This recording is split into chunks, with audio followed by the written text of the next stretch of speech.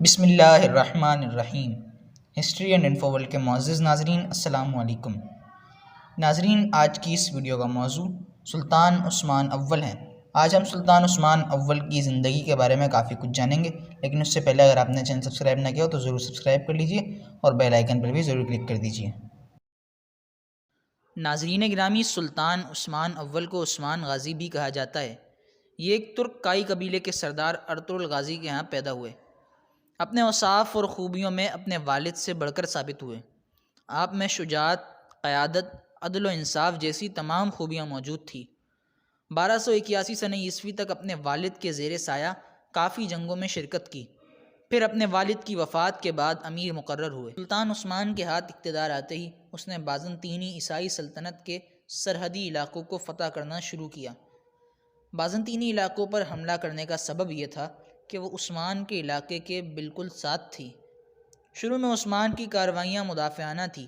بازنطینی قلعہ دار سلجوقی سلطنت کے سرحدی علاقوں پر حملہ کرتے تھے اور سلجوقی سلطان کے نائب کی حیثیت سے عثمان کو ان سے جنگ کرنا ہوتی تھی، لیکن وہ کبھی کوئی جنگ نہ ہارا۔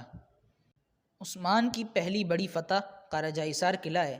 عثمان نے قارا جائیسار قلعے کا محاصرہ کر لیا اور جلد ہی اس بازنطینی قلعے کو فتح کر لیا۔ اسے فتح کرنے کے بعد عثمان نے بازنطینیوں کو اچھی خاصی تنبیہ کر دی کہ ان کا مقابلہ آسان حریف سے نہیں ہے۔ سلجوقی سلطان اس فتح سے بہت خوش ہوا اور اس نے عثمان کو قارا جائیسار اور اس کے ارد گرد کے تمام علاقے جو عثمان نے بزور شمشیر حاصل کیے تھے، عثمان کو جاگیر میں دے دیا۔ عثمان کو اس علاقے میں اپنا سکہ جاری کرنے کی اجازت دے دی۔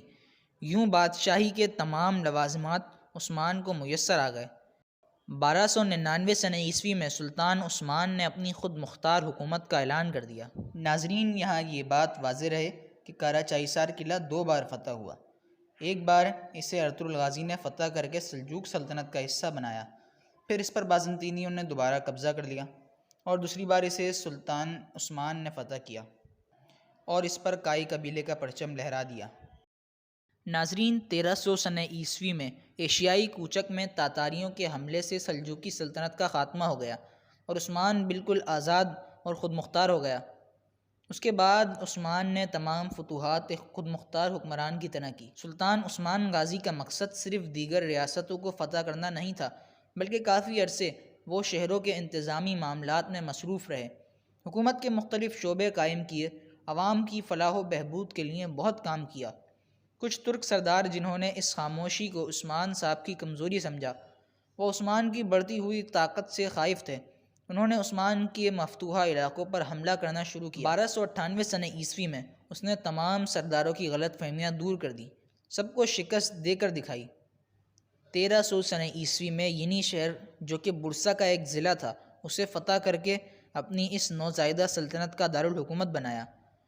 1301 سنہ عیسوی میں سلطان عثمان نے بازنطینی شہنشاہ کی بڑی فوج کو قارا جائیسار کے مقام پر عبرتناک شکست دی۔ 6 سال کے اندر اندر عثمان بازنطینی قلعوں کو فتح کرتا ہوا بحر اسود تک پہنچ گیا۔ ان حالات کو دیکھتے ہوئے بازنطینی شہنشاہ نے تاتاریوں کو اکسایا کہ وہ عثمان پر حملہ کریں۔ تاتاریوں یعنی منگولوں نے عثمان کے مفتوحہ علاقوں پر حملہ کیا۔ اس بار عثمان نے اپنے بیٹے اورحان کو تاتاریوں کا مقابلہ کرنے بھیجا۔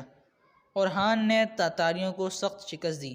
یوں بازنطینیوں سمیت سلطان عثمان کے سب دشمنوں کی امیدوں پر پانی پھر گیا۔ سن 1317 عیسوی میں سلطان عثمان غازی نے ایک نہایت اہم شہر یعنی برسا کا محاصرہ کیا۔ یہ محاصرہ طول پکڑ گیا، یہاں تک کہ 6 سال بعد اسی محاصرے کے دوران 1323 سنہ عیسوی میں سلطان عثمان کی وفات ہوئی۔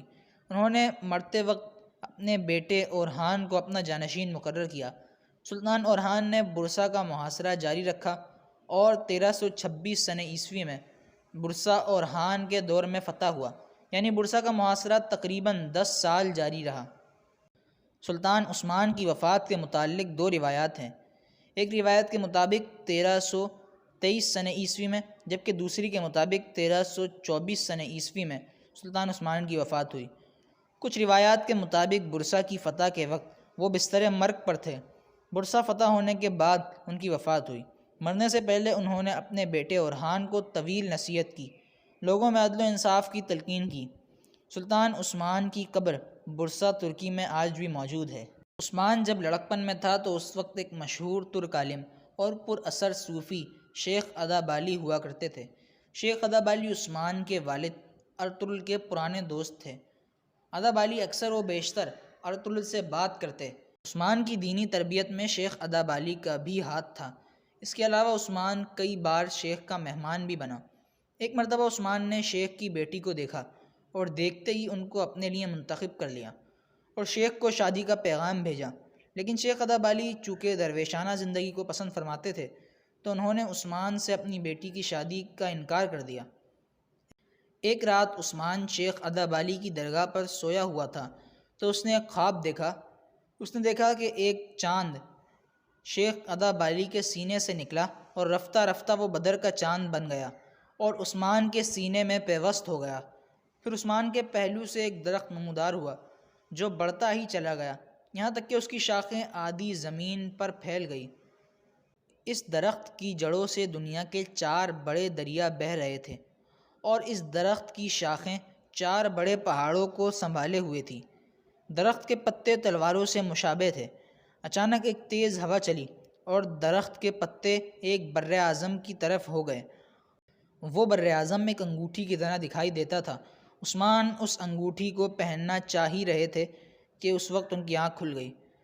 عثمان نے یہ خواب شیخ ادابالی کو بیان کیا۔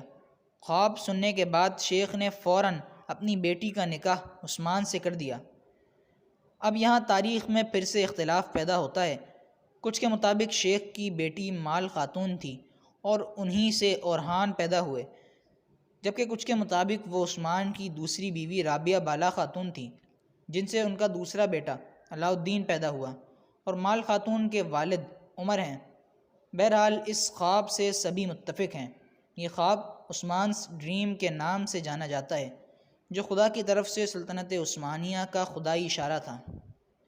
ایک مورخ نے لکھا کہ ابتدائی عثمانی سلطانوں کو اپنے آغاز کی تاریخ معلوم کرنے سے زیادہ دلچسپی دوسروں پر حکومت کے اپنے حق کو ثابت کرنے میں تھی، اور ان کے نزدیک ان کی سلطنت کا آغاز ایک خواب سے ہوا تھا جو عثمان نے ایک بزرگ درویش کے گھر میں قیام کے دوران دیکھا۔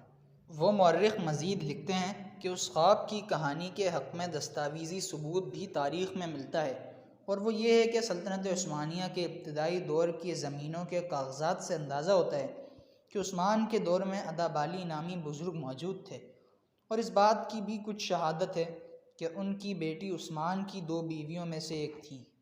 ناظرین، سلطان عثمان میں وہ سب اوصاف پائے جاتے تھے جو ایک بانی کے لیے ضروری ہیں۔ آپ کی ہمت اور بہادری غیر معمولی تھی۔ جنگ میں خود اس طرح جذبے سے لڑتے تھے کہ سپاہیوں میں نئی روح پھونک دیتے۔ آپ کا عدل و انصاف بہت مشہور ہے۔ انصاف میں سبھی برابر تھے۔ آپ نے اپنی ذاتی دولت بھی کبھی جمع نہیں کی، اپنے حصے کا مال غنیمت بھی بانٹ دیتے تھے۔ آپ کی وفات کے بعد آپ کے مکان میں سے کوئی سونا، رقم وغیرہ نہیں ملی، صرف ایک کفتان یعنی ایک نمک دان، ایک سوتی امامہ، لکڑی کا چمچ اور چند عربی گھوڑے ملے۔ البتہ ان کی ایک تلوار جو کہ شیخ ادابالی نے دی تھی وہ آج بھی موجود ہے۔ سلطان عثمان کی یہ تلوار ان کے بعد آنے والے ہر سلطان کو دی جاتی تھی، اور اس تقریب میں دعا کی جاتی تھی کہ اللہ آپ میں بھی عثمان جیسی خوبیاں پیدا۔ تو یہ تھی آج کی ویڈیو۔ اسی امید کے ساتھ اجازت دیجیے کہ آپ کو ویڈیو پسند آئی ہوگی۔ ویڈیو پسند آئی ہو تو لائک کر دیجیے اور سبسکرائب ضرور کر لیجیے گا۔ اللہ حافظ۔